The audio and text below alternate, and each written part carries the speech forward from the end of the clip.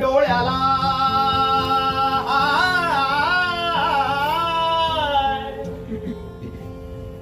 डसले तर डंख डोळ्याला